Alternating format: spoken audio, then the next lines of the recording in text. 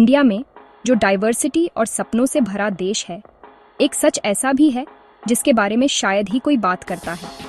Visually impaired लोग, जो बिल्कुल आप और मेरी तरह हैं, आज भी इक्वल राइट्स, रिस्पेक्ट और डिग्निटी के लिए लड़ रहे हैं।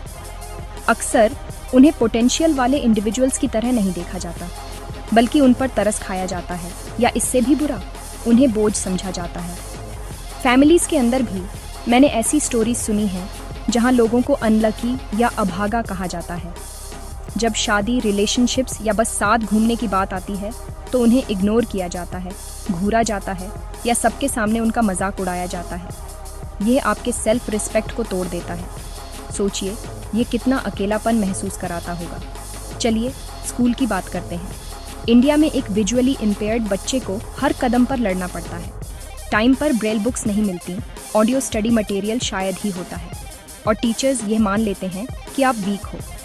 जब एग्जाम्स आते हैं, स्क्राइब अरेंजमेंट्स लेट होते हैं, कभी कभी ठीक से मैनेज भी नहीं होते। इंक्लूसिव एजुकेशन, दुख की बात है, कई जगहों पर सिर्फ कागज़ पर एक पेज है।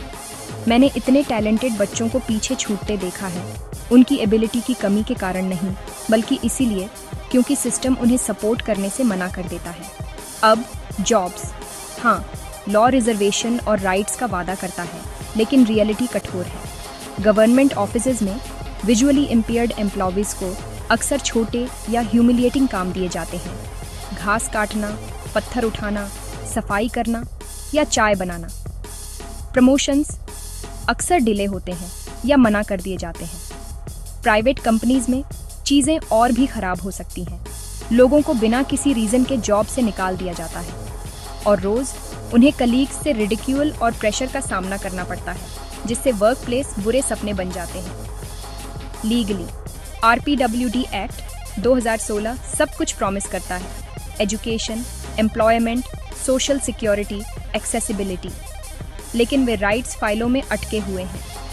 कंप्लेन करो और आपको महीनों तक एक डेस्क से दूसरी डेस्क पर भेजा जाता है। हॉस्पिटल्स, विजुअली इम्पेयर्ड के लिए शायद ही कोई गाइडेंस होती है। मेडिसिन्स पर कोई ब्रेल या ऑडियो इन्फो नहीं होती। डॉक्टर्स में अक्सर एम्पैथी की कमी होती है। हर जगह, रेलवे स्टेशंस, बस स्टैंड्स, मेट्रो में एक्सेसिबिलिटी की कमी है।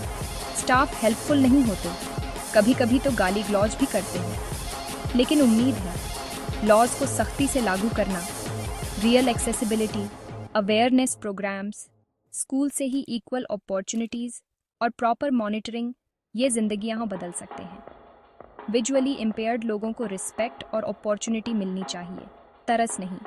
वे अलग नहीं हैं, वे हम ही हैं।